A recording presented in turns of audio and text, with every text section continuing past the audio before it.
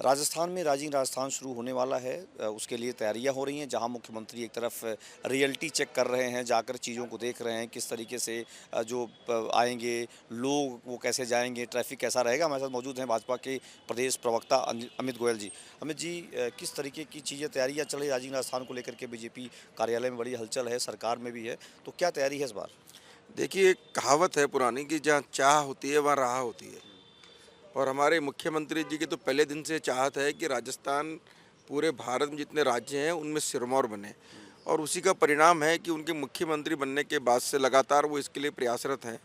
और पहली बार ऐसा हुआ है देश में, शायद मेरे हिसाब से, कि किसी भी स्टेट का मुख्यमंत्री अपने पहले ही वर्ष, अपने कार्यकाल के पहले ही वर्ष में राइजिंग राजस्थान के लिए विभिन्न देशों की यात्राएं करे, वहाँ के व्यापारियों से मिले, वहाँ के लघु उद्योग वाले लोगों से मिले और उनको राजस्थान में आमंत्रित करे। और आप ये देखिए, मैं एक बहुत ही वैसे कॉमन बात है लेकिन फिर भी ये बहुत ज़रूरी है किसी भी राज्य में निवेश आने के लिए कि वहाँ पर सड़कों का जाल बहुत अच्छा हो। तो आप देखिए, हमारे भारत में मोदी जी की सरकार आने के बाद पूरे भारत में ही सड़कों का जाल बहुत बेहतर हुआ है। हमारे यहाँ बिजली की व्यवस्था भी काफ़ी सुधरी हुई है कई और राज्यों के मुकाबले में। कानून व्यवस्था की स्थिति में भी लगातार हमारी सरकार बनने के बाद बहुत बेहतर सुधार हुआ है। तो मैं समझता हूँ, और सरकार की मंशा सबसे इम्पोर्टेंट है, सरकार की नीति, सरकार की मंशा और मुख्यमंत्री की स्वयं की इच्छा। तो ये सारे जो फैक्टर्स हैं वो सकारात्मक हैं। 20 लाख करोड़ के एमओयू मुख्यमंत्री जी के इन यात्राओं के दौरान हुए हैं और निश्चित रूप से मुझे लगता है एक बहुत बड़ा अमाउंट, बहुत बड़ा निवेश राजस्थान में आएगा। उससे राजस्थान का विकास होगा, दूसरा हमारे लोगों को रोज़गार मिलेगा। तो निश्चित रूप से राजस्थान के विकास में एक मील का पत्थर ये साबित होने वाला है। आप कह रहे हैं कि पहले साल में ही उन्होंने काम किया, लेकिन विपक्ष कह रहा है ये तो होते रहते हैं, इसका कोई रिजल्ट नहीं आता। इसके पहले भी बहुत सारे हुए, वाइब्रेंट राजस्थान, तमाम चीज़ें हुई। तो आपको क्या भरोसा लग रहा है कि इस बार जो हो रहा है वो 100% उतरेगा या कुछ परसेंट होगा, या सच में कुछ चीज़ें होके दिखेंगी इस बार? देखिए, विपक्ष की जहाँ तक बात है वो तो एक बहुत ही फेलियर शासन राजस्थान में रहा पिछले 5 साल में। मतलब मैं तो कहना नहीं चाहिए लेकिन फिर भी कांग्रेस की जो परिभाषा सी फॉर कांग्रेस थी, वो C for corruption, C for crime और सी फॉर चीटिंग बदल गई थी। और राजस्थान की जनता ने उनको लगातार नकारा है। तो उनको कुछ ना कुछ कहना है, विपक्ष में है, उनका धर्म भी है। लेकिन मैं समझता हूँ कि जब राजस्थान के विकास की बात चल रही हो, राजस्थान के युवाओं को रोजगार देने की बात चल रही हो, तो निश्चित रूप से विपक्ष को भी इसमें सकारात्मक भूमिका निभानी चाहिए। जनता जानती है, जनता सब देखती है, इस तरह के आचरण को जनता भी पसंद नहीं करती है। निश्चित रूप से राजस्थान के लिए बहुत बेहतर और सुखद भविष्य की नींव रखी जा रही है।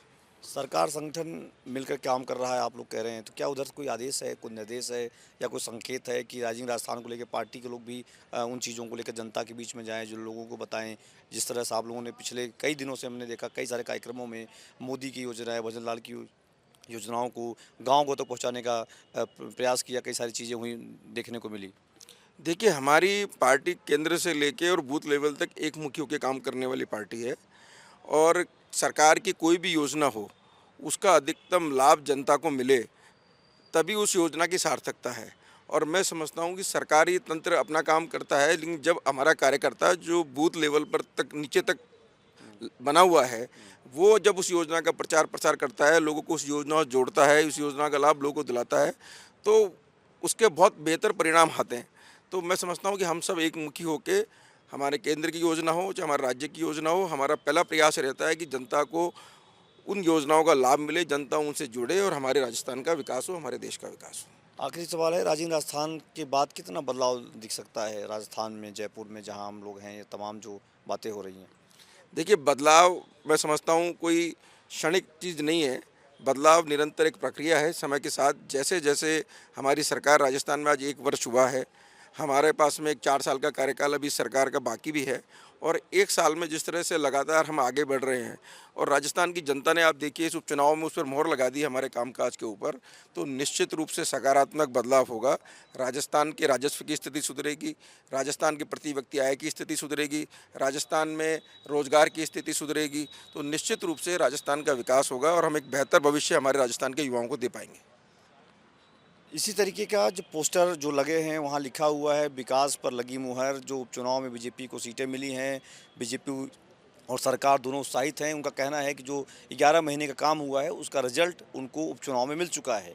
अब देखने वाली बात है कि राजीव राजस्थान को लेकर कितनी चीज़ें दिखाई देंगी। एबीपी लाइव में Santosh Pandey, Jaipur. For exclusive and insightful videos, subscribe to our new channel ABP Live Premium.